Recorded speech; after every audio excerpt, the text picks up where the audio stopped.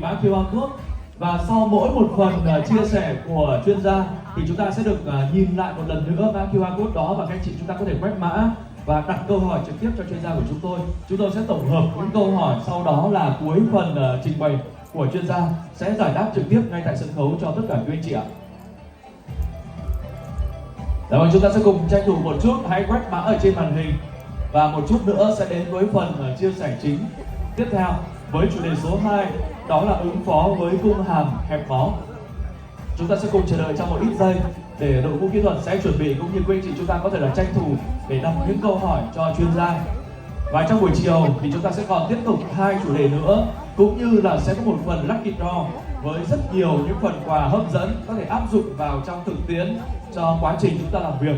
Vì vậy rất mong quý anh chị chúng ta hãy giữ thẻ của mình. Ở trên mỗi tấm thẻ mà chúng ta đang đeo thì chúng tôi cũng đã có đính kèm những con số đặc biệt để buổi chiều này chúng ta có thể tham gia vào phần lucky draw.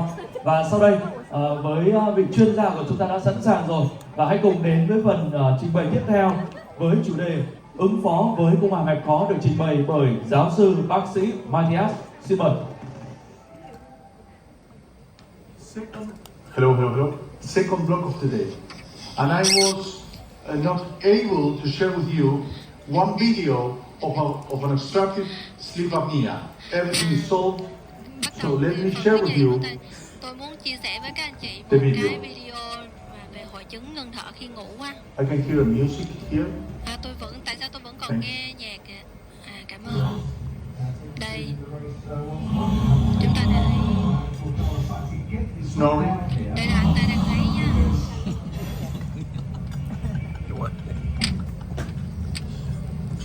Apnea. Rồi, bây giờ đã ngưng rồi đó, ngưng thở rồi đó. Giật mình vậy.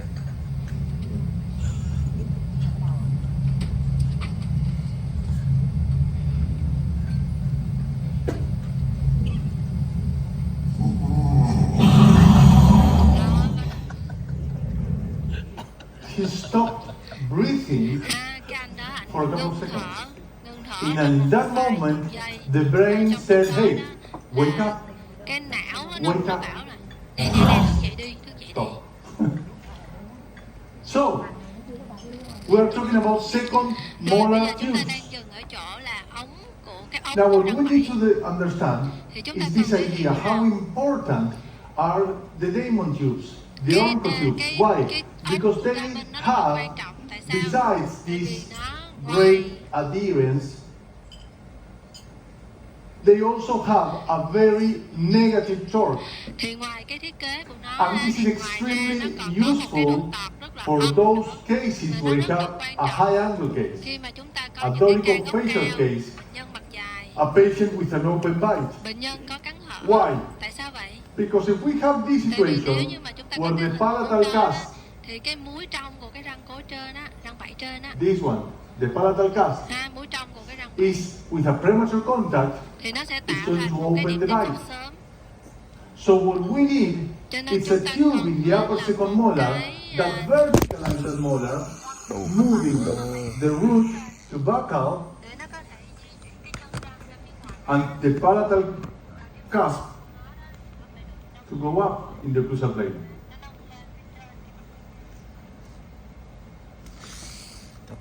So it's very important the use of this negative torque Damon second tube. Đây là cái ống của I think the sound here is like crazy, it's like very loud. cái loa ở đây nó hơi to đúng không ạ? Here, Ở đây. too loud Đừng căng. in this. Quay đầu. So let me share with you this situation that might happen to you. Let's imagine that you have been working in a very complex case. Ví dụ như mình đang gặp một cái ca nó rất là Let's phức tạp. imagine Chúng ta hãy cùng tưởng tượng that nhé. we have Chúng ta có một an extraction case, một ca mà cần four phải mổ extraction răng, case, ha, nhổ 4 răng cối nhỏ. and we have a four extraction cases, Chúng ta có một ca and we nhổ 4 place the răng cối nhỏ. 1925 stainless steel. Chúng ta đặt cái dây Everything goes 19, perfect. You 25 close the doors, stainless you steel put và the chúng ta đã đóng hooks, khoảng rồi, the chúng ta đã có cái springs móc to rồi trên close đó the rồi space, và chúng ta đã the dùng móc ligatures, để everything kéo is khoảng, đóng kín khoảng, perfectly tất set cả up. mọi thứ đều đang You rất are là so tốt. proud of your job Các bạn that gần you như rất là even tự hào về take cái a công việc của picture mình, of rồi it. lúc đó mình bắt đầu chụp hình, Perfect, chụp it's hình. beautiful. Cái gì And cũng đẹp hết. suddenly, Nhưng mà the đột nhiên patient makes one of the worst movements. bệnh nhân làm một cái động tác rất And là they do that movement with this xấu finger. này và đưa And they say, cái ngón tay này vào trong cái it răng bothers me here a và little. nói đây bác sĩ ơi, anh chỉ á, là chỗ này là khó Okay. chịu quá bác sĩ. So you grab your best distal end cutter. Thế là chúng ta sẽ phải lấy You một place it cái in position. cái And kèm when cắt you xa cut thật là the tốt wire, và khi các anh chị cắt cái you đuôi hear cái dây nó chìa that ra đó, nó sound. dư ra và các anh chị That nghe dreadful cái âm thanh này sound đây, that cái âm goes thanh like- khủng khiếp này đây, tích, rồi biết and rồi that đó. means that the second Đó là sao? molecule Là cái ống just răng have bảy deformed. nó rớt And rồi you lúc mà mình want cắt to die cái đoạn in dây that dư moment. và lúc đó And là you đôi start lúc saying, mình sát vào why trời this đất is ơi, happening to me?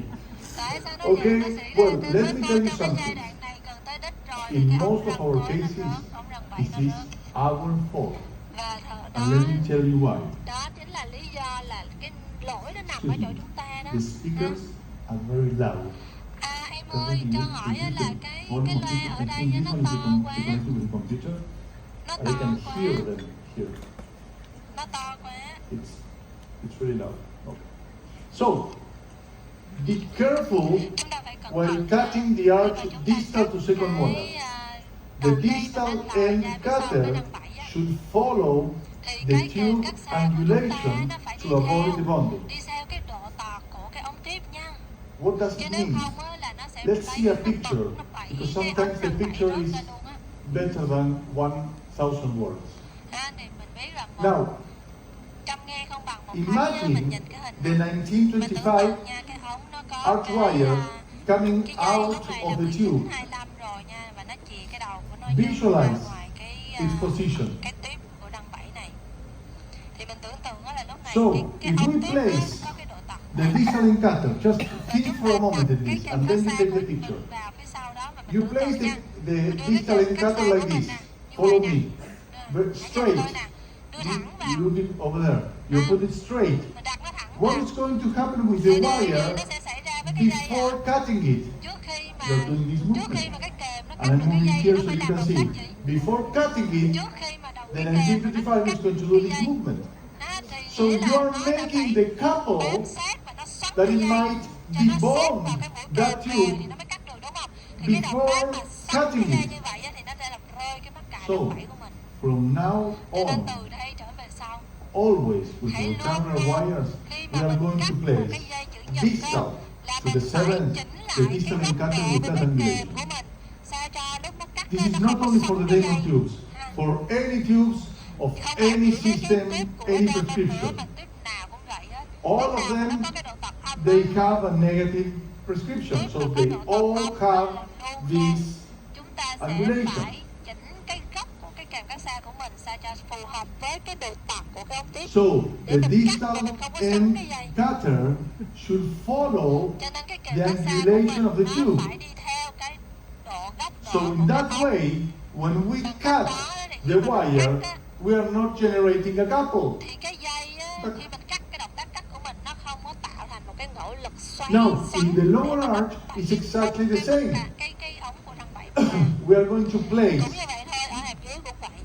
Bây giờ ống This răng bảy hàm dưới nhá. distal end cutter with that angulation. Thì khi mà mình đặt vào cái kèm cắt xa của mình nó cũng phải This is a xoay must. như vậy nè. Đây là Every cái điều time I bắt cut a buộc nha. wire, Mỗi I do lần it mà this tôi way. phải nhớ là mỗi lần With mà the tôi cắt round cái dây chữ wires, nhật nó phải it's the luôn same luôn á. because we are never going to generate a Luôn couple. là tôi phải But nhớ for cái điều rectangular này. wires, Thì nếu như mà do cắt it dây this tròn way, thì không sao cả. and you're going to Nhưng mà với reduce cái the dây chữ bonding nhật á, of nếu mà mình those đặt cái tubes kèm mà nó không có when đúng you cái are góc cutting the độ wires. tọt á, thì mình sẽ làm lúc Now, mình cắt thì nó sẽ xoắn cái dây let và me nó sẽ share làm with you lên cái ống của mình. 5 tips Thì bây for giờ này, easy tôi sẽ trình bày bonding 5 the cái second mẹo molar tubes. để mà chúng ta có thể dán mắc cài, dán ống This răng is very bảy một cách important. dễ dàng. I'm going to share with you Rất là 5 quan trọng tips nha.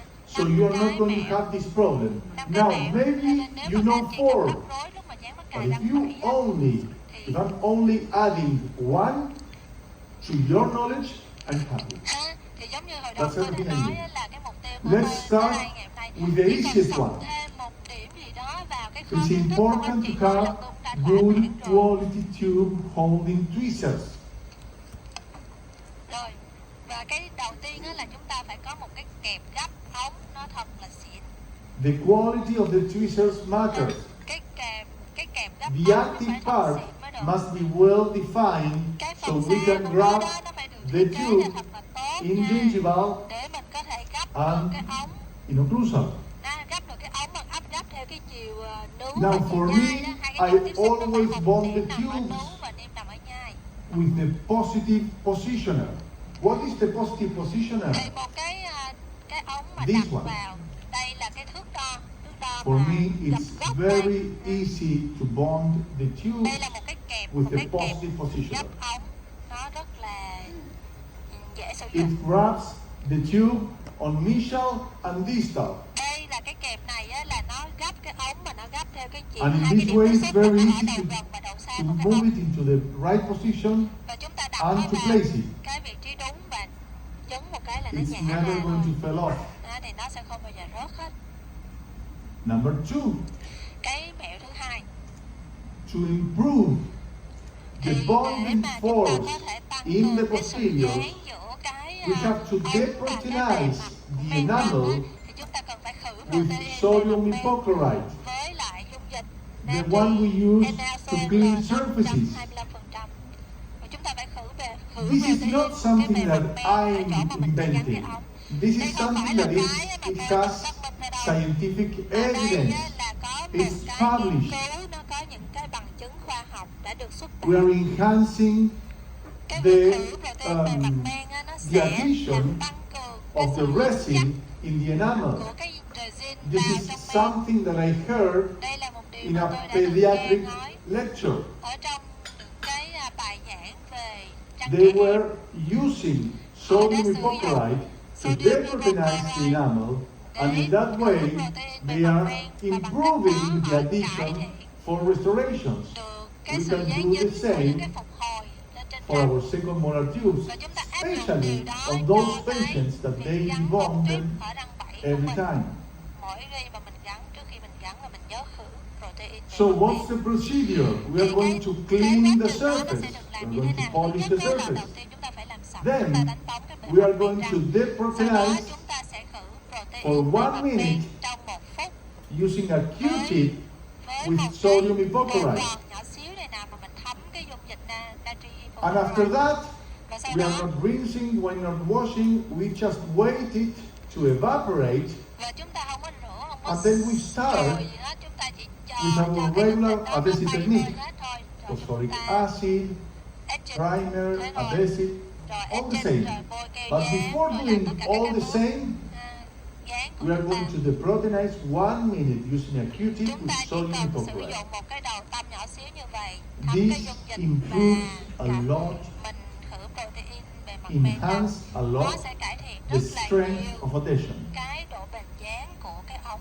Number 3, Cái tiếp thứ ba, to enhance the adhesion để có thể in tăng difficult cường zones bền or dán very wet ở zones, trong một cái tình huống mà always mình use rất là khó làm hydrophilic khô cái primers. bề mặt men răng á, thì mình phải sử dụng cái keo dán của mình là cái keo ái These thủy. hydrophilic primers, Cái primer của mình nó phải có reject tính chất water. là nó ái thủy. so especially when we are working Là khi mà mình làm on việc, the most distal khi mà part, mình dán ở cái phần xa we nhất need, của cái and cung in hàm here you á. have 3 different brands. Ở đây chúng ta có 3 cái. Okay, I use Ortosolo from Orco, but also you Tôi can sử use dụng Transform Ortho from Solo me của Onco, or nhưng Assure mà hai cái hiệu from này Assure, Reliance, and it's okay. Reliance tôi The, thấy the cũng tốt important nè. thing is that you need to use an hydrophilic primer. Cái điều quan All trọng ở đây là materials, but they are cũng được hết, nhưng more mà nó phải là expensive. keo dán ái thủy. There are some things where you can't save money. Đây là cái If keo you dán save rất là quan money trọng. Tiết kiệm tiền thì in tiết your kiệm ở chỗ khác primers, chứ đừng tiết kiệm ở chỗ này nha. you Mình are phải mua going cái to keo đó thật struggle là tốt. more with the bonding. And we Còn nếu don't không want mình that. tiết kiệm tiền những cái chỗ này là nó không đáng, We nó không just đúng chỗ, don't nó want sẽ that. làm cho mình vất vả rắc rối hơn rồi, bực bội hơn rồi. Number 4. Now, Rồi thứ tư, let's imagine those bây giờ mình hãy patients tưởng tượng that bệnh they nhân này nha. segregate Bệnh nhân tons này á là of lúc saliva. nào cũng là tiết nước bọt ra quá chừng They nhiều. have these huge tongues. Có cái lưỡi thì rất They là are not to. like tongues, they're like kidneys. I don't know, it's Nhìn nó like không có giống huge. cái lưỡi mà như là cái thận They của ai, occupy nó to lắm. all the mouth. lên and hết they toàn bộ cái segregate miệng a luôn. lot of saliva. Và bệnh nhân này So thấy nước it's bọt quá very nhiều difficult for us thì rất là khó khăn để mà mình có thể gắn to vào cái ống. bond mainly the lower molar Đặc tubes biệt á là cái ống bộ răng with vảy all hàm the dưới, saliva. toàn bộ cái miệng lúc So nào let cũng me hợp share with hướng you hết. a very simple tip. Thì bây giờ tôi xin cung cấp một First, cái mẹo rất là we're nhỏ. going to edge Đầu and tiên là mình wash, sẽ as etching nha. always. Rồi etching rồi mình rửa sạch đi. But then, Sau đó our second step is the cái most bước thứ nhì simple là one cái bước nó and the đơn most giản nhất useful. nhưng mà nó là hiệu quả nhất, có ích lợi nhất. After washing, Sau khi mình rửa sạch axit đi rồi, we dry, mình thổi khô. and as easy as it may Rồi seem, dễ dàng thôi. this simple Một cotton cái mẹo biting rất là tip đơn giản, đưa cái will gòn give cuộn you vào enough đây. time to work in a dry Đưa field. gòn cuộn vào đây cho You bệnh nhân try cắn lại. and you Nó ask sẽ the cho mình patient vừa to đủ cái bind thời gian mà cái a răng nó cotton vừa ball. đủ khô ráo để mình có Trust thể me làm on việc. this one. Tin tôi đây, You are cái going mẹo to này nó put hiệu this quả cotton lắm. roll, Mình sẽ đặt cái gòn you are cuộn ở going to đây. go to the other room. Rồi đi You qua are cái going phòng kia. to have a tea. You are going to come back to Đi the qua phòng office. kia rồi uống trà, And you are going quay to trở realize lại. that the molars are still dry.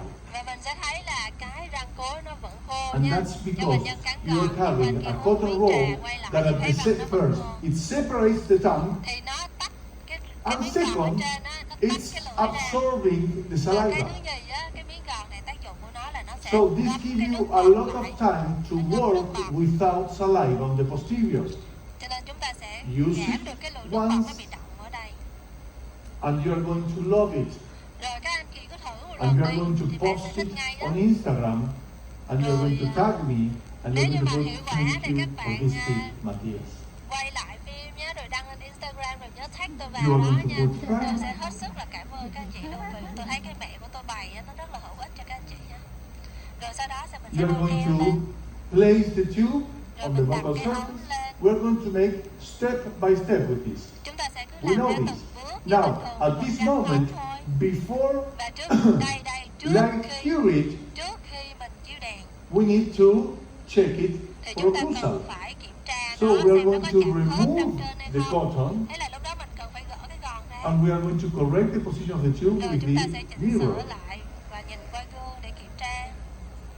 Now, when you remove the cotton, Rồi khi mà các anh chị remember gỡ cái gòn ra that nha, cotton nhớ nha. is going to absorb the saliva. Cái So when you gòn remove này the á, cotton là from nó here, hút nước there's no bọt. saliva there. Cho nên khi Just mà mình check gỡ it, ra you là just mình sẽ place thấy it bên in the dưới right cái miếng position, gòn nó không có nước and bọt nha. finally, you Và like cuối curate. cùng là mình chiếu That's đèn. it. Thế thôi. Problem solved. Anh giải quyết được cái rắc rối rồi. Number five. Number five is something that I do Là một to cái điều mà thường thường 100% là cái of điều my mà tôi upper làm and second 100% low, luôn khi mà tôi upper and dán second răng lower, mắc cài răng sorry, bẫy hàm upper trên á. and second, upper and lower, second molar Răng tube. bẫy hàm Sorry, trên và hàm it was dưới six. luôn. Răng hàm trên và hàm dưới luôn, răng số 7. To all of my second molar tubes, I'm doing number five. 100% Maybe luôn là you're tôi làm cái already điều số doing 5 it này. perfect. Nếu mà các But bạn đã now, làm điều này rồi there's a thì tuyệt paper, vời. there's an article that Và I'm bây going giờ to các do. bạn biết không là có một cái bài báo đã xuất bản, We are going to put chính thức xuất some bản luôn nha. extra Chúng ta sẽ resin đặt một on chút the tube. xíu cái nhựa, cái composite dư á, lên trên cái tuyếp, cái ống. The application Cái of a việc mà mình đặt little một chút layer xíu of resin composite dư, on the tube composite lên trên cái statistically đế của cái mắc cài, cái reduces ống the này nè, unbonding effect nó caused sẽ by làm masticatory forces. làm giảm rất là đáng kể, Again, có ý this nghĩa is thống not kê something luôn nha. that Là I cái am sự saying. mà rớt cái ống This này is cho something that cứng it is cái mặt published. cài nha. Đây là kết quả That it của một has cái bài been báo, studied. nó đã được xuất bản. Cái điều này nó đã được nghiên cứu How và do được I xuất do bản. it? Thì tôi làm điều đó bằng cách nào? I do it always in gingival Tôi luôn with luôn flowable tôi luôn composite. luôn đặt thêm cái composite đó ha, ở cái với cái So composite again, lỏng. usually I do it in gingival, so I'm not having any interferences. Thường thường á là tôi sẽ đặt cái phần But composite in dư này nè là ở gingival, phía núi nha, you để put nó it không nó không gây ra cái You phần like khớp it, ha. that's it. Rồi mình đặt It's một like ống lên you núi are rồi xong cái mình extending cái the đặt cái đế base của cái of the ống ở tube. phía núi ha, rồi xong mình chiếu đèn thôi. And it's very và useful. nó rất là hiệu quả. Trust me on this. If you follow these 5 tips, I can assure you cái mẹo that này you are thì tôi going có thể to chắc chắn với các anh chị rằng improve, các anh chị sẽ cải increase thiện và tăng cường đáng kể your effectivity sự hiệu quả with your second trong molar việc tubes. gắn mắc cài ở răng bẫy của mình, gắn ống vào răng bẫy của mình. Now, another thing Bây giờ that có I một cái use điều a khác lot đó, mà có một thứ with khác mà tôi cũng thường sử in dụng lắm phase 1 trong cái is pha một biturbals. đó là những cái I mí try nụ khớp. always to disocclude the Tôi upper đặt cái and the mí nụ lower khớp arch. này để nó tách cái So khớp in của that hàm trên và way, dưới ra. teeth Để bằng cách đó moves faster. thì cái răng nó khi mà tách cái khớp ra thì nó sẽ Now, di chuyển nhanh hơn. the main consideration Bây giờ thì cái when điều placing mà biturbals mình băn khoăn chính is nhất khi mà mình đặt where những cái to mé nụ place them. khớp này á, là mình đặt nó ở chỗ nào. It all depends on what kind of Nó sẽ patient tùy are we thuộc treating. vào cái tình huống cụ thể của cái bệnh nhân mà mình đang điều trị.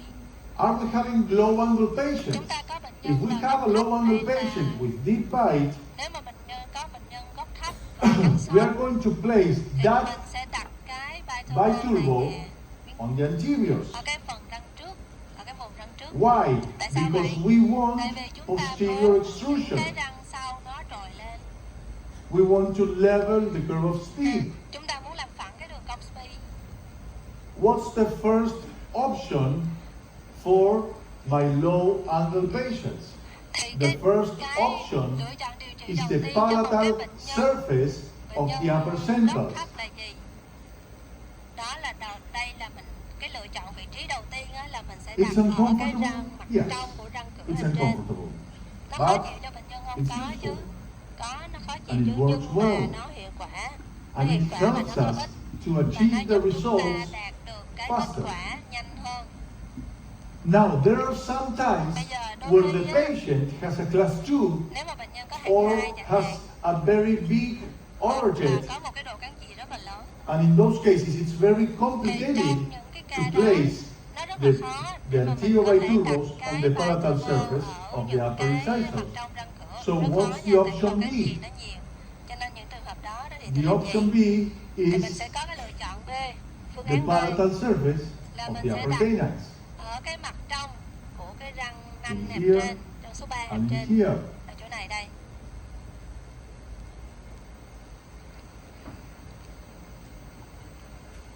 Now, it's very important also to control Bây giờ that chúng ta sẽ we are thấy là only rất là having, why quan this trọng. is bothered, why this bothers to the patient. Điều Because quan trọng là we chúng ta only phải have xem two coi cái này contacts nó in all giúp the đỡ mouth. giúp đỡ được So, gì cho bệnh nhân. Ở đây chúng ta sẽ thấy nó sẽ có annoying. chỉ có hai cái điểm tiếp xúc lúc bệnh nhân cắn lại So, thôi, cho nên bệnh nhân sẽ thấy khó chịu nhé. I had this patient and she was a very good patient. Đây là một bệnh nhân của Good tôi, hygiene, bệnh nhân chăm no sóc problem răng at miệng all. rất là tốt, bệnh nhân rất là She giỏi. had anterior biturbals on the upper centers. Bệnh nhân đã có được She gắn cái calls me biturbal one day ở răng saying, cửa hàm trên rồi nha. Matthias, Nhưng mà một ngày bệnh nhân gọi điện cho tôi the và artery, nói, the lower bác artery sĩ is broken. ơi, cái dây cung hàm I dưới said, á, "Well, nó bị strange." gãy rồi. Lạ quá vậy. Okay, come over, I will Rồi change it. kêu bệnh nhân đến đây để khám lại. After 2 days, she calls me Rồi gắn lại one cái more biturbal. time Xong rồi 2 and she ngày tells sau me, gọi Matthias, bác sĩ ơi, cái it's miếng broken nó again. rớt nữa rồi. as you can see here. Và cái dây nó đứt rồi chứ cái dây So nó I đứt decided to rồi. look Thế into là the problem. bác sĩ mới nói bây giờ I cái asked vấn her đề này nó if nằm ở she đâu bit đây? her nails Không biết là bệnh if nhân có she cắn chewed móng a tay hay pencil không, hay là nhai cái or bút something chì like hay that. không? No, she Không, said. không, bệnh nhân nói không, con không có làm mấy chuyện đó đâu. Nhưng mà cái dây So nó bị đứt ha. Cái check dây the cung hàm next dưới. video what happened Và chúng ta hãy xem cái video kế tiếp là điều gì xảy ra in this patient when ở she bệnh was nhân này biting. khi mà bệnh nhân cắn xuống nè. Always make sure Chúng ta phải luôn luôn chắc chắn nha. that the anterior biturbals touch Chúng ta phải luôn luôn chắc chắn là cái At the same biturbal time, mình look at gắn these ở cái răng lower cửa incisors. nó phải chạm đồng thời nhá. Ding, Chứ đừng có để nó chỉ có chạm ở một điểm, nó chạm không đồng thời. That Nó gây cái lực movement quá tải made và nó làm that cho they acquire cái di chuyển răng cửa như vậy nè, liên tục như that vậy nó sẽ exactly làm same bẻ day gãy cái dây cung after của you mình. wearing and Thì đây, controlling the sau khi mà tôi mài chỉnh simultaneous contact biturbal á, để cho nó of chạm that cắn một cái là nó chạm đều anterior ở tất biturbals, cả những cái biturbal we can realize that thì mình sẽ xem nè. Đây.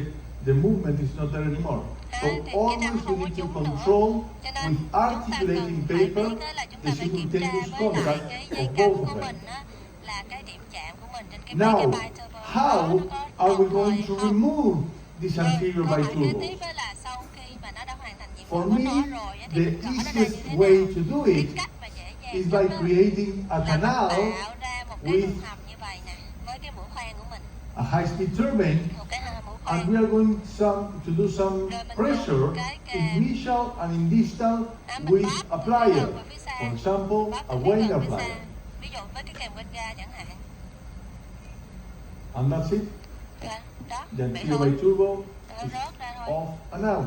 Dạ, nó rớt ra. Now sometimes Rồi đôi khi we á, have chúng ta some có slight posterior contacts. một cái For tiếp example, xúc in the nhẹ second ở molar cái tube vùng răng sau. or in the lower bicuspid. Ví dụ như là ở cái răng cối hàm brackets. dưới chẳng hạn. Tiếp xúc But và we nó don't được want bắt to cài make nó bị chạm khớp an á. anterior biturbo. Nhưng So mà a chúng ta very không muốn dùng good cái option biturbo ở răng are cửa these trước, thì chúng ta sẽ có silicone một cái anterior biturbos một cái lựa chọn khác là chúng ta có cái biturbo that they bằng go silicone. around the bracket. Nó đi vòng So the quanh patient cái contacts bắt cài, cho nên mỗi lần mà bệnh this nhân cắn silicone lại á, thì nó chạm khớp ở biturbo. ngay trên cái silicone Now này. it's very important to remember Mình that rất if là we quan trọng use là mình phải these nhớ nha, mình chỉ dùng in những passive cái self-ligation, này these với ones needs to be với hệ placed thống á mà before inserting the từ wire. thụ động á, thì chúng So ta we phải are móc nó opening the vào doors, trong we cái are bắt cài trước removing khi the chúng ta wires, đặt cái dây we vào are nhé. placing Tức this là nó phải nằm bên dưới cái silicone dây nhé. anterior Ví dụ tới đây biturbos, mà and mình then muốn we mình are gỡ dây placing ra the nào, wire. mình gắn cái biturbo tới vô, If xong we mình sau place đó the mình mới wire gắn cái and dây. then we put these silicone biturbos, we are putting an elastomeric ligature Rồi sau over the đó, wire, hoặc là sau đó là and we are mình having phải, excessive friction, and we don't want that. nếu như mà mình không But làm như this, vậy á, mà especially mình phải when we giữ bond the nó bằng lowers một cái chỉ thép and và there's lúc a đó là mình slight đã tạo ra contact cái on the posterior, cái it's lực perfect. ma sát quá nhiều rồi thì nó không còn là đúng với cái hệ thống Matthias, từ as a last option, Vậy Matthias, can we cái do vị trí cuối cùng in a là low đâu? angle patient Nếu a mà của một bệnh posterior nhân góc ngắn nha, biturbo? bệnh nhân mặt ngắn nha, góc thấp Yes, nha, but chúng ta có thể đặt we nó đằng might sau have không? unwanted Được. effects. Nhưng mà chúng ta sẽ có những cái tác So I dụng was phụ at the không mong muốn. university, and we received this patient. Ví dụ bây giờ chúng ta có Look bệnh at nhân the như thế này, severity bệnh nhân cắn sâu, of the deep bite. cắn sâu rất là nhiều, trầm trọng It was a luôn. very difficult Đây là một deep cái ca bite. rất là cắn sâu rất là khó. So I told my colleagues, Cho nên tôi my đã nói với đồng students, nghiệp, với to sinh viên của make mình là phải an làm anterior biturbo, một cái and they told me no, biturbo it's ở đằng impossible. trước nha. There's a lot of overjet. Nhưng mà không được, là tại Okay. vì ở đây độ So overjet do it nhiều on quá, the độ canines. kháng chì nhiều quá. Thôi And vậy so làm no, đặt ở it's răng impossible. nanh được There's không? no contact. Không Can được, we do tại it ở in the răng nanh posterior? không có điểm tiếp xúc nào hết. I said okay, Thôi bây do giờ, it on the posterior. ok, nếu mà Now, hai cái when lựa I chọn kia không được returned thì thôi đặt nó ở to đằng sau that đi. chair, I was surprised to Và khi see mà what they have done. lần sau mà bệnh nhân quay trở lại, tôi ngạc nhiên lắm. Tôi ngạc nhiên khi mà tôi nhìn vào miệng bệnh nhân nè. They've done this. Tức là sinh viên và đồng nghiệp của mình làm And I xong said, á, no, tôi nói đặt ở sau đi. Thì cái anh đó ảnh làm xong á, tôi quay lại tôi this nói is trời, not muốn tí compatible nữa luôn with đó. life. Đây nó không có phù hợp với This lại is cái the sinh hoạt famous bình thường. ice cream cone Đây turbo. là cái biturbo hình One kem. next to the other, it looks like an ice cream. Từng cái And I go mấy and kem went nó to đặt them and I chồng said, lên no, nhau á. no, Không, it's không đặt như impossible. vậy You được. can't do that. Không để đặt như vậy được cho So, mấy bệnh nhân. But I had a case, and this is my patient. This is a Ở low đây, angle đây patient. là bệnh nhân của tôi nè. And the only Cái option that I bệnh nhân had này á là was góc to thấp place posterior biturbos và cần phải đặt cái to move biturbo these ở upper laterals into the răng right sau. position. Để mình có thể giải Now, khớp, what was giải the cắn problem? chéo ở cái After a răng couple của of bên months, này. the Và vài laterals tháng were sau in the right thì position. chúng ta sẽ thấy là răng Now, hai nó đã ở đúng what vị is trí rồi. going to be the most common unwanted effect Thì cái tác dụng phụ if không we mong place muốn nào posterior biturbos lớn nhất in mà a mình có low thể gặp angle khi patient? mà mình đặt một cái biturbo ở vùng răng sau mà This ở bệnh one. nhân mặt ngắn. Tác dụng phụ nào? We are Đây. going to have an Khi đó intrusion là nó of sẽ the làm molars đúng cái răng because cối, of the vertical là bởi vì vectors cái of the vector hay musculature. chiều đứng của cái hệ thống We need to cơ remember nó that quá the lớn brachyfacial patients, Đây they là have a bệnh nhân very brachy strong musculature. hệ cơ của họ rất là mạnh. So this Cho nên tình is a huống này problem. đây nó tạo ra một Usually, cái rắc we rối don't cho mình. want an Chúng ta intrusion of the posteriors không muốn in răng normal sâu đúng. patients. Tại vì bệnh nhân vốn là bệnh nhân So mặt trắng rồi. if we don't have Cho nên any other option nếu mà mình không còn than cái to lựa chọn nào place khác hết á, posterior thì mình biturbals, phải what đặt we cái are going to biturbal do ở răng sau. is this. Remember, we are talking about an exception. Nhưng mà We are mình going nhớ to nha, place đây là them mình đang nói tới một unilaterally. cái And một after cái ngoại one lệ ha. or 2 months, we are going to move it to the Thì other trong side. tình huống ngặt nghèo đó And bắt after buộc phải đặt one ở răng month, sau và bệnh nhân to the hoặc other ngắn á, side. thì mình phải đặt từng bên. Mình đặt bên này xong rồi tháng sau mình I chuyển qua repeat, bên kia. this is an Tôi exception lặp đi lặp lại đây là where một the cái ngoại only lệ way nha, một cái we ngoại lệ can nha. put a posterior biturbal Để mà mình có thể đặt một cái biturbal ở in vùng a răng normal sau patient ở and trong một we bệnh don't nhân want mặt ngắn, intrusion, chúng we ta are going không to muốn place đúng cái a răng mối của bệnh unilateral nhân nữa thì posterior chúng ta đặt biturbal, một bên á, and we are cái not biturbal ở going một to bên. give the right time to intrude that Rồi, molar, và so trước we're going khi to remove cái it the răng next đó nó month có and đủ we're thời going to gian move để to nó the đúng other á, là mình phải chuyển cái part. biturbal qua cái It's răng bên easy? kia, Well, no, bên it's đối easy. diện á. It's a lot of work. Đó, mình phải thay phiên nhau như vậy và lặp But đi lặp lại it's nhé. the only way we can. Và If we đây are không phải là moving điều it, mình muốn, we are nhưng mà not đây là having cái cantings of the giải pháp crusade, sau chót của mình rồi đó. We are Phương not án having ngặt nghèo đó TMJ mình bắt buộc problems. phải làm. Thì mình phải And lưu we are ý going những cái to bệnh nhân mà có cái dấu completely hiệu remove về it khớp thái dương hàm đau after, khớp for á, thì example, chúng ta phải moving cẩn the thận upper nha. lateral into buccal. Rồi. Once the objective is Khi obtained, mà we are going mình to đã remove đạt it. được mục tiêu của mình rồi, cái biturbal nó hoàn thành nhiệm vụ Now, rồi là phải tháo nó ra càng sớm càng tốt If we nha. have a high angle Rồi patient, nếu mà bây giờ mình có bệnh a nhân cấp cao, dolichofacial bệnh patient, nhân dolicho thì sao? those biturbals Tất cả những are cái going to be biturbals in này the á, posteriors. phải đặt ở vùng răng sau hết. Ở bệnh nhân góc For cao. what? Tại sao vậy? For vertical Để chúng control. ta có thể kiểm soát được chiều đứng. Remember Chúng ta phải nhớ that nha. with the Damon system, Với we cái don't hệ thống đa bên á, use thì chúng ta any không kind sử of dụng auxiliaries for bất vertical cứ một control. cái We don't thành phần use nào để mà chúng palatal ta kiểm bars, soát chiều đứng transpalatal cả. bars. Chúng ta không We dùng don't use TVA, quad helix. chúng ta We không don't dùng use cốt helix, Nance chúng bottom. ta We không don't dùng use Nance, anything chúng ta that không dùng bất cứ restrains cái gì cả the movement of the tongue. để mà So, chúng ta one of the chỉ có best một nhiệm ways vụ là to chúng ta do huấn luyện vertical cái lưỡi control thôi. is Cho nên một with the trong posterior những cái phương tiện đó biturbal. mà chúng ta dùng để kiểm soát How chiều đứng đó là are chúng we ta đặt going cái to do it? biturbal thì đặt bằng cách nào? Option A, Rồi lựa chọn in phương high án angle A. patients, to help us to see it and to remove it, we can use Thì chúng ta để mà sau khi mà colorful để mà giúp ích cho nó resins tiện lợi or trong lúc mà acrylics. mình đặt thêm composite hoặc là That's an lúc mình option. gỡ nó ra thì mình phải làm cho nó có màu ha, cái màu khác In với the màu market, there are a răng. lot of Thì ở trong thị colorful trường nó of có rất là these nhiều màu. Ví dụ resins. như nhựa mà có nhiều màu, Option composite nhiều B. màu. Cái lựa chọn phương án thứ hai, Put primer không bao giờ sử dụng on keo your dán posterior nha. biturbal. Ở gắn biturbal ở răng sau là không dùng keo dán nha. You etch first Mình etching nè, and you put the rồi resin đặt on cái second. composite lên thôi. We do not Không có use dùng primer. keo dán So, nha. what we get Cho nên khi mà is chúng ta có just là gì? a mechanical retention Cái mà chúng ta có and là not chỉ có a sự chemical one. lưu đại thể thôi. Lưu So cơ it's học lưu đại easier thể to thôi chứ remove. không có lưu cơ học vi thể.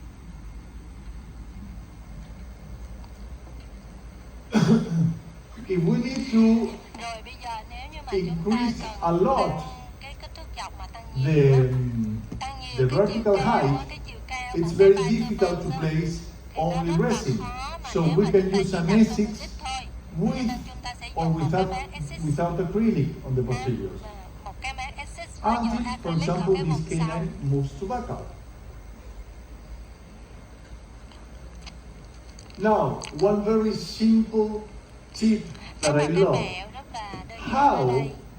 can we make a visible and easy to remove biturbal Thì làm cách nào chúng ta có thể đặt được without một cái biturbal buying dễ nhìn thấy these và dễ đặt, dễ expensive tháo ra đây? resins? Thì chúng ta có phải cần phải mua một cái We are resin to rất là give mắc the hay không? color to the resin Chúng ta How? phải thêm cái By mixing cái màu an vào trong articulated cái paper nhựa của mình. Bằng cách nào? Bằng cách and the mình resin. sử dụng cái giấy cắn nha. So you Mình put đặt cái resin a ball of lên resin trên there, cái giấy you cắn của grab the mình. articulating paper and you make a ball like this. Rồi mình làm cái viên tròn tròn như vậy nè, mình lăn So trên it's tờ going giấy. to take the red Thì or the nó blue color thì mình có thể of là the dùng giấy trắng xanh hay giấy trắng đỏ gì cũng được. articulating paper, and then Rồi you are just going to place it đặt in cái the viên mouth. composite lên đây, lăn qua lăn lại, rồi nó có màu rồi thì đặt nó vào trong miệng bệnh nhân thôi. Đơn giản thôi. It's so easy. Thật là đơn giản, không cần mua cái loại composite có màu I đặc biệt nào repeat đắt this, tiền cả. the most simple tips Tôi thấy là tôi are biết the là ones that we love the most. Why? cái Because you mẹo say, mà I nhỏ nhất love và this. đơn I'm giản nhất going to lại use chính it là cái mẹo mà on hữu Monday. dụng nhất ha. That's it. Thành ra And the ngày thứ truth, hai I này, do sau everything buổi này with thứ my hai tới fingers. mà các anh chị về So I do phòng khám this, mà các and anh sử then dụng the các shape chị áp dụng được cái in mẹo the này thôi là molar tôi đã thấy with the hài lòng finger. mãn nguyện rồi đó. Like this. Đã đơn giản như vậy thôi. And you put some water on the finger to give the shape of the Rồi sau resin. đó là Trust on mình me. đưa cái ngón tay của You mình go ra. like this. Mình đưa cái ngón tay của mình và mình No, no. Just kidding. So you put some water in here, and you go like, and then like you. Trust me on this. Matthias, are you crazy? Are you going to wet your finger to shape the resin? Trust on me. Why? Because this is not a resin that you want to be on that molar for 15 years. Ông tạo hình cái viên composite hay sao? It's just a couple of months. It works perfect. And if you start with your instrument trying to give the shape, no, fast. Còn nó còn Articulating nữa, just nó hiểu cái ngón tay cũng là remember, cái you just use hữu phosphoric nhất để mà acid, chúng ta you tạo etch, hình cái composite cho you cái wash, base you dry, no primer, không cần gắn hot and keo roll, nha. articulating paper, with Rồi resin, cho bệnh nhân colorful, cho bệnh nhân by turbo. cắn gòn nha, rồi đưa cái cục You wave composite your finger, lăn trên cái you giá give cắn, the rồi shape cái of cục it, composite vào like trong you đó, do. rồi nhúng nước cái ngón Right. tay của mình tạo hình cho nó chút chút ra, rồi mà bệnh nhân cắn lại rồi chia đèn xong. Now there's something quite interesting with the biturbos, and I want to share with you this because I'm sure you're going to love it. We know that we use the biturbos to make this deprogrammation of the upper and the lower arch. Để mình tách cái khớp Now, ra của cái hàm trên và hàm dưới. If we give that biturbo some inclination, we can use the occlusion of the patient to help us to correct Thì chúng ta có thể sử dụng cái khớp cắn của bệnh nhân the để pathology. giúp mình chỉnh được Let me explain this. For example, we can see that we have an inverted posterior right. Okay. Để mình chỉnh cái Yes, ca đó I luôn can đó. see it. Rồi.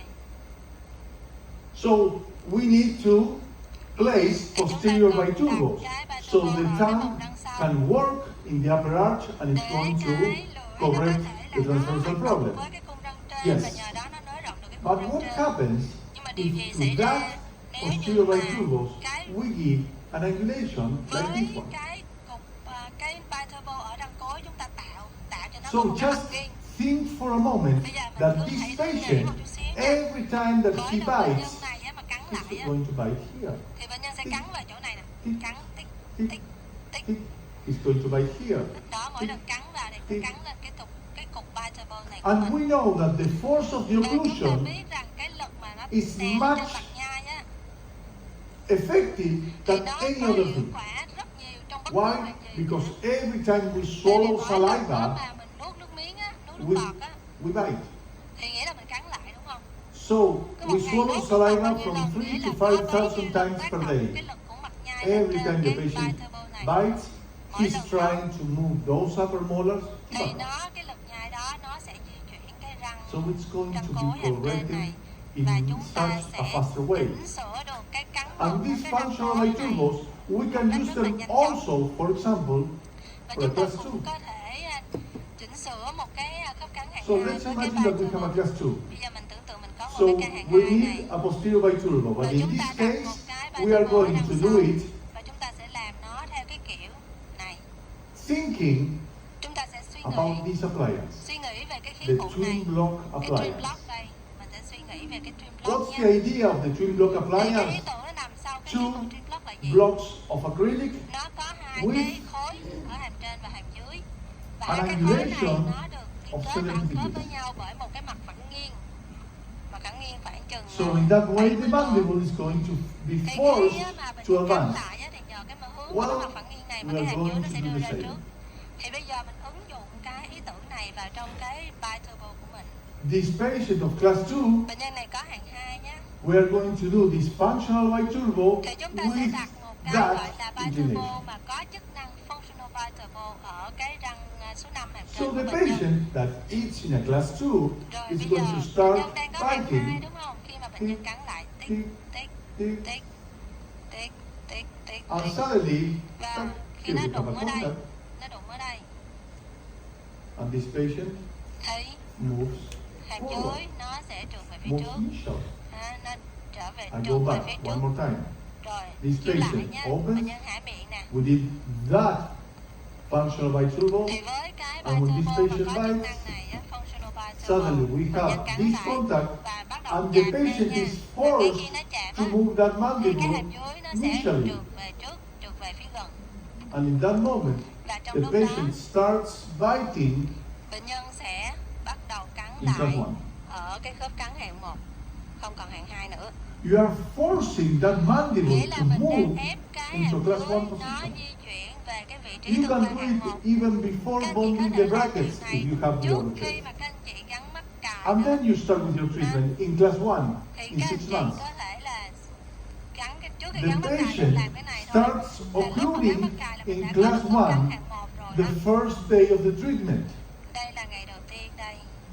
Gắn cái bài So turbo all này. the bones, all the musculature Tất cả những cái xương, are tất cả những starting cái to cơ work và nó sẽ in class 1. làm việc ở trong một cái tương quan hạng 1. So this is look, after the first day. Đây ngay ngày đầu tiên luôn. He's coming with a class 1, Bệnh nhân with a class 2, bệnh nhân đến là and hạng now 2 nhé. he's in a class 1. Và bây giờ là đã có hạng 1. And then you continue the treatment. Rồi sau đó các anh chị cứ I'm tiếp not tục cái saying điều that trị we are của going to mình. finish all the Con treatment không with có this. nói á là So mình sẽ let me điều show trị you hết a full tất case cả where I did this. những cái ca này. And I Và like bây to giờ tôi share xin with trình you bày á là những cái complex ca mà cases. Why? tôi trình Because bày nó in rất là phức here, tạp nhé. in Vietnam, Tại vì you tôi thấy have ở Việt Nam á, complex cases các anh like chị we có have in South những America. cái ca rất là khó. We have a lot of extraction cases. Có We rất have là a lot nhiều of ca phải cases nhổ with răng crowding. cái sai khớp We cắn, have cái class tình trạng 2. của các bạn ở We have a Việt lot of Nam class á, 3 với cases. We Nam have Mỹ nó open cũng tương bites. tự nhau We nha. have deep Có cắn bites. hở, có cắn sâu nha, We có don't hạng have 2 simple nha. cases. Chúng ta không có ca nào gọi là ca dễ So hết. let me share with you Facundo, Đây là 23 bệnh years nhân old. Facundo 23 tuổi. Now we are checking this occlusion, Bây giờ mình kiểm tra checking khớp this cắn của bệnh phase, nhân, kiểm tra cái and gương we mặt are của bệnh seeing nhân the problem khám. Và mình sẽ that thấy he has. cái vấn đề của Why bệnh is nhân ở he đây là gì? coming Tại to sao our bệnh nhân office? đến phòng khám của mình để Because of the làm class gì? 2. Tại vì bệnh nhân có hạng 2 Look at nhé. the profile of Chúng this ta hãy class nhìn 2. profile nha, profile hạng 2 của bệnh nhân này. It's interesting when we see Khi the mà chúng ta lateral thấy là rất x-rays, là thú vị khi mà it's chúng ta nhìn interesting. phim Pay sau phim. attention Chúng ta to hãy the chú ý roots nha, tới of the upper chân, temples. cái chân răng cửa giữa. Look at that. Nhìn đây, Can you see them? các anh chị có thấy được không? They look like if they were out of the bone. Nhìn giống như là cái chân răng một ở trong Of một course, hàm if you trên think á, nó about this, lòi ra khỏi xương luôn á. Well, you have a very negative torque on those upper Nghĩa centers. là cái răng một hàm trên này nè You are in là a class nó 2 có second độ tập division. âm rất là nhiều nhé.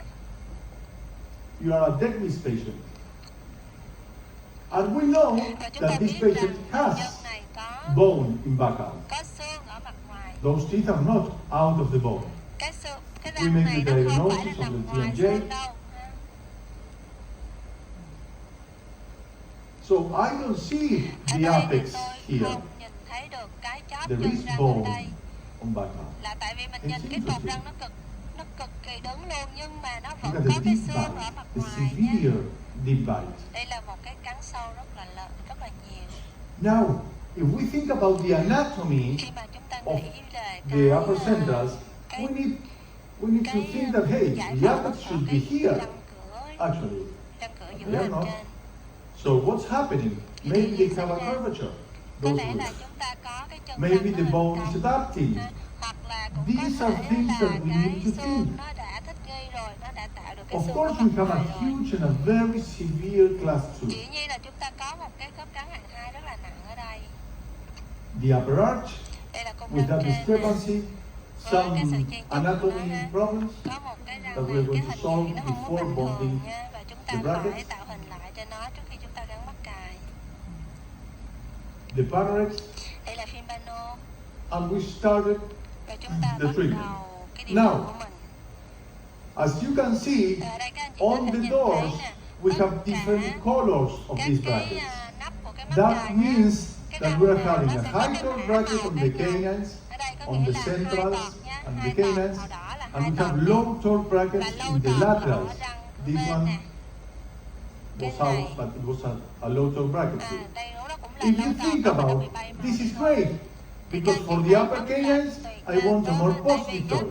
đối với răng nanh này For the upper centrals, I want a more đối positive tone. với răng cửa giữa For the upper laterals, I want a more negative nhưng mà tone. ở răng cửa bên It thì works tôi muốn perfect. giảm độ tọt của nó. This Thế là idea tôi of chọn cái mắc cài như thế đó. individualized Đó a là cái tone ý tưởng về prescription việc á là mình phải for chọn cái độ each tọt one nó of cá those nhân teeth. hóa cho từng cái răng cụ thể trong tình huống cụ thể. So I bond the upper arch, Tôi sẽ dán mắc cài ở răng trên. round wires, probably an Rồi đây 014. là dây 014 nhé. Dây I tròn. bond the lower arch, Rồi sau đó là gắn mắc cài răng dưới. and then I move into rectangular Rồi wire. sau đó thì tôi lên tới dây chữ nhật.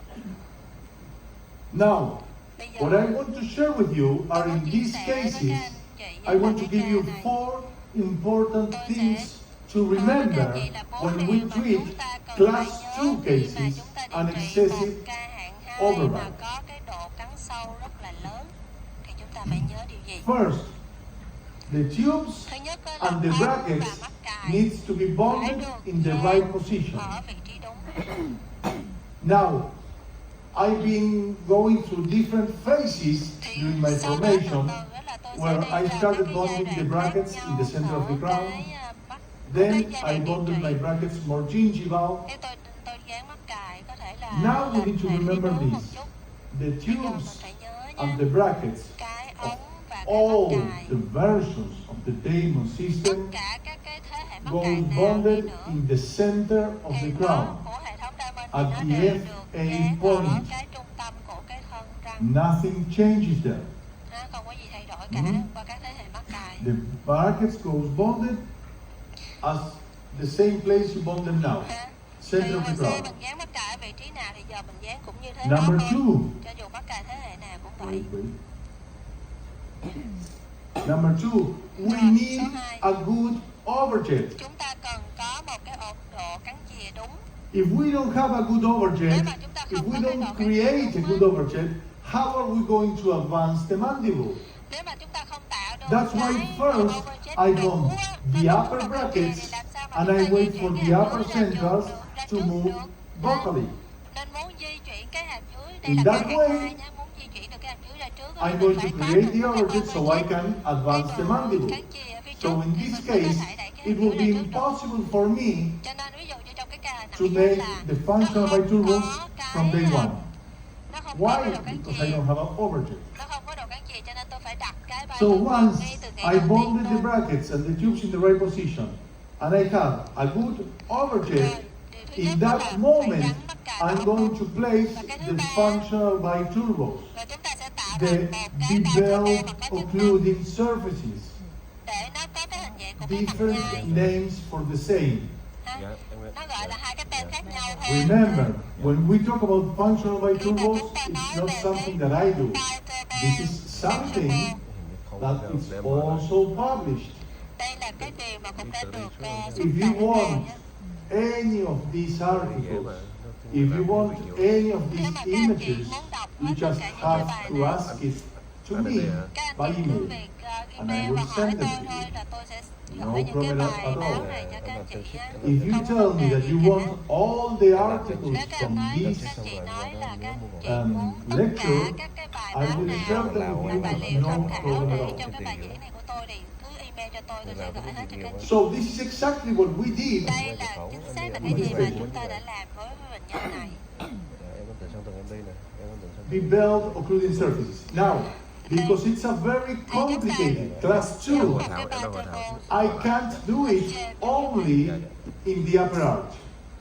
I have to do Chúng ta a a functional right tool không in thể the upper chỉ làm ở một and hàm in the thôi, lower at mà the tôi same phải làm time. cả hai hàm, hàm trên And và when hàm you dưới see luôn. this, Và khi các anh chị nhìn cái này, you are remembering các anh chị the hãy twin nhớ block. lại cái khí cụ twin block You are đó. remembering Các anh chị hãy these nhớ beveled lại surfaces that are going to advance the mandible. cái bờ vát này Now ở I'm cái going to twin share block. with you a video so Và you bây giờ can tôi sẽ see cho các anh chị xem cái how video these beveled surfaces work. thì cái If you want, you can take pictures. hai cái mặt You can phẳng take nghiêng này video. nè, I hai cái mặt have phẳng no nghiêng ở problem trên at mặt all. nhai này nó hoạt động như thế nào. So here we go. Bây giờ chúng ta đi nha. Prepare your cell phone. Rồi, các anh chị hãy chuẩn bị điện thoại nhé. Các anh chị thích quay phim lại thì hãy chuẩn bị điện thoại nhé. The patient opens, Bệnh nhân hãy miệng nè, it closes, đóng lại rồi and it trùng lên works. trước. À, đóng lại rồi It trùng goes lên trước. again. Một lần nữa nhé. Bệnh nhân hãy miệng.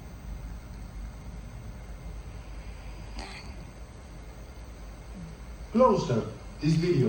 Rồi, phóng đại gần hơn. So as you can see, Thì các anh chị có thể thấy ở đây á, the patient is biting khi mà bệnh nhân cắn in lại, class 1. cắn lại thì nó sẽ nhờ I cái am bờ vát consuming này the mà đã overjet đạt that được I cái created. hàm một. Thì bằng cách mà đạt được hàm Now, một có nghĩa if là this tiêu xài patient vào at cái bờ any cái gì point mà mình đã tạo ra ở has phía trước nhé. any TMJ problem, I remove everything. Nếu như mà bệnh nhân xuất hiện bất cứ một cái triệu But chứng nào ở trong usually, cái khớp là tôi in tháo this ra kind hết of nha. patients, Ngay lập tức they tháo ra liền hết start nha. with TMJ problems, but because the mandible Nhưng mà is mình in a nhớ posterior position những cái because bệnh of the nhân này occlusion. á, ban đầu lúc đến khám á, là đã có cái dấu hiệu So, viêm đây. in Viêm đi rồi là 99% of bởi your vì do cases, cái hàm nó when bị this trượt ra patient sau á. advances the Cho mandible, nên khi á, mà mình the làm TMJ để cho cái hàm improves. dưới nó có thể trượt ra trước á, thì là mình giải The quyết được pain luôn cái goes triệu away. chứng ở cái khớp thái dương hàm luôn, không còn đau nữa. So you are working in a class 1 patient. Đây mình làm trên bệnh nhân. Now, another thing that is interesting when you see this, Có một điều thú vị ở look đây at nữa this là after the occlusion, and there's something very interesting to think rất about. là thú vị để mà When you mình look suy at nghĩ. this class 1, Khi mà các anh chị nhìn cái hạng 1 này, cái tương quan hạng 1 này, you need to remember các anh chị that phải nhớ lại, most of the sagittal problems, chúng ta phải the nhớ rằng origin of the sagittal problems những cái nguyên are nhân của cái vấn đề theo vertical. chiều trước sau á, Remember this. là cái vấn đề theo chiều đúng. Nhớ nha. The origin of the sagittal problems of the class 2 and class 3 pathology are vertical. Là nó nằm So actually, what we need to do to correct this class 2, it's not only advance the mandible. chúng ta đưa cái hàm dưới ra trước không đâu, We need to mà chúng ta còn phải give back to this patient the chúng ta vertical phải đưa dimension. lại cho trả We lại need cho to bệnh extrude nhân cái the posteriors. kích thước dọc đúng của bệnh nhân nữa. That's Chúng ta why- cần phải đưa that's cái why sự đóng our đổi kích thước dọc ở fourth vùng răng sau nữa. Đó là lý do tại Thing to sao remember cái in điều thứ these tư class mà 2 cần phải cases chú ý is posterior là khi mà điều trị extrusion bệnh nhân hạng 2 này á, là chúng ta cần with phải có cái thun hợp, box thun elastic. liên hàm hợp ở đeo ở răng sau để có thể làm trồi những cái răng sau. Because otherwise you're going to tell me, but Matthias, Thì các it anh looks chị có very thể nói, nice. nhìn nó có And vẻ đẹp how á, can I finish nhưng the mà case? ca này When kết I thúc sao remove đây? Khi mà the tháo functional cái vitruvials, the patient is tháo going hai back cái to cục class 1. composite đó ra rồi thì to bệnh class nhân 2. nhảy về hạng 2 trở Yes. lại thì sao? So what are we going to do? Thì We chúng are ta going làm to gì? Chúng start ta sẽ bắt extruding đầu posteriors. làm trồi răng sau.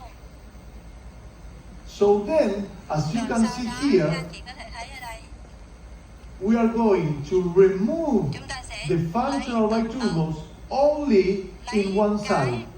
lấy cái In here cái bài is the right side. lấy ở một bên trước, tháo nó ra ở một bên trước. And we are going to maintain the functional vitruvial on the left side. Và vẫn So giữ in nguyên that cái way, bài ở một we bên trái can này. extrude Và all the trong lúc đó posteriors. đó là chúng ta sẽ có thể làm trồi hết tất cả các cái răng ở Once vùng we răng sau. have Và khi mà chúng ta có được contacts cái điểm on tiếp the xúc right side, ở bên phải rồi,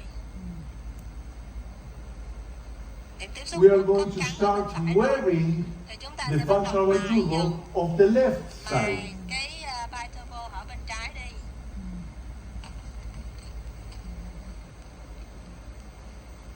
So I'm extruding mainly the right side. Các bạn thấy ở đây là chủ yếu là tôi làm trồi, chủ yếu là After bên 3 phải. months, look Sau at the 3 difference. tháng thì các bạn nhìn thấy sự khác biệt đây.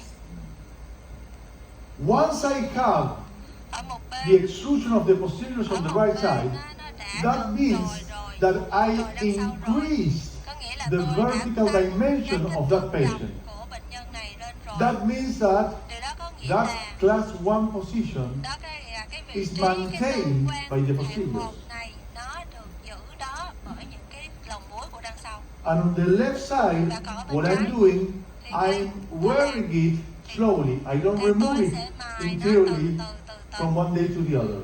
tôi không có mài The liền first cái day, nhiều. I'm reducing the Tôi vertical sẽ height. giảm Why? từ Because cái it's already maintained kích on thước the other dọc. side. Là tại vì Because of the sao? Là cushion. vì bên kia nó đã lồng mũi rồi và nó giữ được cái kích thước dọc Beautiful đó rồi. upper and lower arches. Lúc này mình đã có được cái cung răng trên và dưới nó đẹp. And this is how the patient bites Và đây là cái khớp cắn của bệnh nhân. with the functional biturbo only on one side. Với cái biturbo chỉ ở một bên thôi, bên trái thôi. Opens and bites. On the right side, there's no functional biturbo. Ở bên phải lúc này không còn cái biturbo nào nữa hết. On the left side, Bên trái opens hạ miệng nè, and bites. cắn lại. The treatment is finished. Now it's just a matter of time. We just need to finish the Chỉ extrusion, lần là thời remove gian that thôi để one, chúng ta có thể làm and rồi after những 20 cái răng months, the sau. case is finished. Và sau 20 tháng thì cái ca này nó đã được kết thúc. Before and after. Trước và sau điều trị.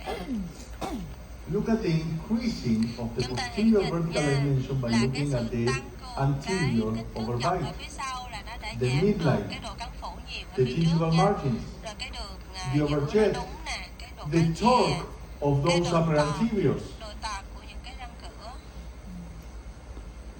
The right and the left side Bên trái và bên phải of this patient. của bệnh nhân này.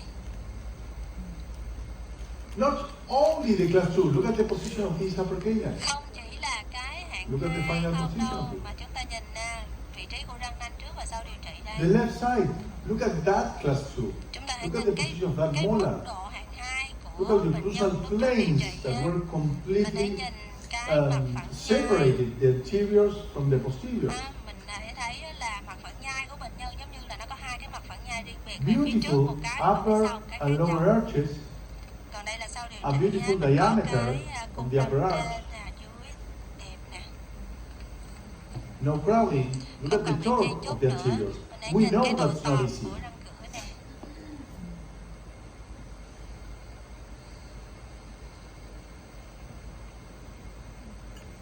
Gorgeous. Thật là tuyệt đúng không? Parallelism of the roots at the end of the Mình thấy treatment. là sự song song của các cái chân răng vào cuối giai đoạn điều trị. And the face of the patient. Và đây là gương mặt của bệnh Look nhân. how the lower third Chúng ta hãy had nhìn increased. nha là cái tầng 1/3 dưới của cái 1/3 dưới Why? tầng mặt dưới Because nó I đã được extrude tăng posterior. cường lên ha. Là tại This is sao? what Là the nó hết patient rồi needs. cái răng sau. This is what the smile Đây needs. là cái This is what the nụ cười của profile bệnh nhân. needs. This is what the TMJ Cái việc needs. tăng kích thước dọc là cái mà cái nụ Look at cười that nó face. cần nè, cái profile của bệnh nhân nó cần nè, cái khớp cắn của bệnh nhân nó cần làm cái And sự how tăng kích thước improved dọc và nó đã cải thiện nè, the class 2. nó cải thiện cái hạng 2 của bệnh nhân. Final torch of the teeth. Đây là cái tọt sâu cùng của những cái Beautiful răng, positioning. nó vị trí rất là đẹp. The retention as usual. Rồi cái An upper duy exit, trì là and a cái cổ lower exit ở hàm trên và fixed retention. một cái cung dáng cố định duy trì ở hàm dưới. A beautiful case. Đây là một cái ca rất là đẹp. We can do this, for example, the functional biturbos in Chúng a ta có class thể 3. dùng cái bài Now, có let's chức năng imagine that we ở have a những cái small hàm ba teeth nữa, ở những with em bé mixed nhỏ, dentition ở cái bộ răng or hỗn hợp, temporary dentition in bộ our răng hỗn office. hợp hoặc bộ răng And sữa. that patient Và has, bệnh nhân này sorry, there, has an inverted bite bệnh on the nhân có cắn anteriors. ngược nha, cắn ngược của những cái răng Look cửa. at that. Này xem nè. Now we know that Bây giờ if chúng we ta don't biết rằng correct nếu mà chúng ta không this chỉnh sửa anterior cái cắn ngược này á, ở phía răng inverted trước á, bite, thì cái cắn ngược even này, the patient is a class 1 skeletal patient, thậm chí đây là một it bệnh nhân might có xương hạng 1 đi convert, nữa, thì it nếu might như grow mà in a mình class 3. giữ cái hạng 2 này á, thì nó cũng So đẩy this bệnh is nhân not về cái my hướng là case, this is a tăng case from trưởng the theo cái article hướng of hạng 3. Dr. Kravitz-Neal. But look what Cho he nên has chúng ta done. phải điều trị He rồi. done a functional biturbo Chúng ta sẽ dùng on một those cái bài lower turbo có chức năng anterior ở cái vùng răng incisors cửa, ở vùng răng cửa, ở cái răng cụ with thể là cái this răng cửa răng dưới, surface với cái mặt beveled phẳng nhai, lingually. cái mặt phẳng nghiêng này, cái bờ bát của nó như vậy.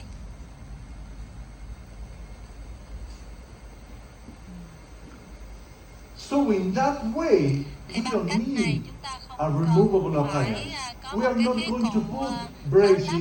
Chúng ta in không cần this phải gắn little mắc kid. cài ở We trên need cái to em bé wait. nhỏ này. Chúng ta chỉ vì chờ đợi thôi. So the patient is going to bite only there. Thế là bệnh nhân We are cắn lại going chỉ to là chạm use khớp ở chỗ the này thôi. force of the Thì chúng ta occlusion sẽ sử dụng cái lực tạo that is ra going to bởi lực make nhai á, these để làm cái upper di chuyển incisors răng này. to Chúng ta move sẽ di vocally. chuyển cái răng cửa hàm trên ra phía trước, ra phía ngoài. It's a little uncomfortable Nó the hơi first khó 3 chịu days. đối với Yes, bệnh nhân trong khoảng 3 ngày đầu. only that. Nhưng mà tới đó là thôi. I can Sau assure you đó they are là kids không có and vấn đề gì nữa cả. just Tôi có one thể second chắc for them. chắn rằng những em After bé 2 nó days, sẽ thích they are nghi already rất là giỏi. completely used to it. Trẻ sẽ làm quen với cái này rất là hay. After 3 months, Sau 3 look tháng, at that. mình hãy nhìn nè. Isn't this easier than any other thing? Thì đây nó dễ hơn bất cứ một cái khí cụ nào khác. Only 3 months and the Chỉ problem cần was 3 solved. tháng thôi là Then, mình đã giải okay, quyết được see vấn you đề in này 6 rồi. months. Rồi sau đó mình Let's see what nên happens. hẹn gặp lại 6 tháng nữa nha, để xem điều gì sẽ xảy ra. Reciprocal anchorage. I have 10 more minutes. Rồi khoảng 10 phút nữa thì tôi sẽ nói về Yes, neo chặn hỗ tương nhé. I want to give you these tips because they are Tôi beautiful. muốn cho các You anh are chị going to xem love cái them. mẹo đâm sàng này. We need to include all teeth. Bây giờ chúng ta And what we cần need phải to know in đưa this tất phase cả các one cái răng của mình vào cái hệ thống. Is that, well, if the crowding is not very complicated, Thì các anh chị nói ok, có thể we are làm going được to thôi. include Nếu them. như mà And răng of của mình course, không có chênh we are lệch going nhiều to quá, have some actions thì and nó dễ reactions. thôi. That's very Nhưng mà mình typical. nhớ nha là khi mình đưa hết tất cả các răng vào đây thì So nó let's sẽ có imagine that I'm tương tác giữa this cái răng lower này với lateral. nhau, lực và So phản I'm lực in nha. lingual, I'm going to grab the canine, I'm going to grab the central incisors. Thì lúc này á, cái And lớp I'm răng going này nó to sẽ đi vào, cái răng nó move sẽ đi ra. vocally, but at the same time, what Đồng I'm thời doing với with these nhau. two. Hey, you're Thì coming có back. cái răng này đi lui thì cái răng kia Action nó and đi ra, nó reaction. tự nó chen Third chúc đẩy qua đẩy lại để nó law đều of với nhau. Newton. Perfect. Tuyệt ha. So, if the case is simple or if the Nếu như mà crowding cái is not very ca này complicated, á, là we are nó going đơn to giản, nó chỉ là include chen them chúc sơ sơ thôi. directly. Thì mình cứ việc đưa cái răng vào hệ How? thống một We cách are trực going to tiếp. include them with this. We are going to put the Chúng ta wire có thể là in lấy cái this cây crowded chúng ta đè tube dây vào. with a cool tool.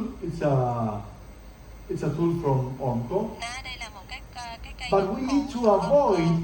to make force Nhưng mà with chúng ta an nhớ instrument, là with chúng a ta plier. cần phải Why? cẩn thận Because để we chúng ta can không đặt lực create nhiều quá bằng cái dụng cụ của mình. micro fissures Tại vì mình đặt lực và in đè nhiều the quá mạnh quá thì chúng ta sẽ gây ra wire những cái and it might break. vi thể ở trên So, cái sợi dây if á. we need to make Nó some làm mất cái pressure chức năng của to dây. Cho insert nên nếu như mà mình the cần phải wire, đè the cái arch dây vào wire, trong cái mắc the cài á, copper knitted super elastic arch wire, thì cái dây in dây copper nitride the slot, I nếu mà use a mình lot đè the nó dental vào floss. trong cái mắc cài của mình á, thì You mình put sẽ the sử dental dụng cái floss chỉ nha in khoa theo lingual, cái cách này. you grab it, Đây mình sẽ you grab it luồn from nó lingual and từ you phía make some trong. pressure to Và mình lingual. kéo And in nó, that mình kéo moment, nó về phía the trong arch luôn. wire Và lúc enters đó the là slot, cái dây nó sẽ chui vào trong cái you khe close mắc the cài của doors, mình rồi mình đóng cái nắp but lại. you are not marking it.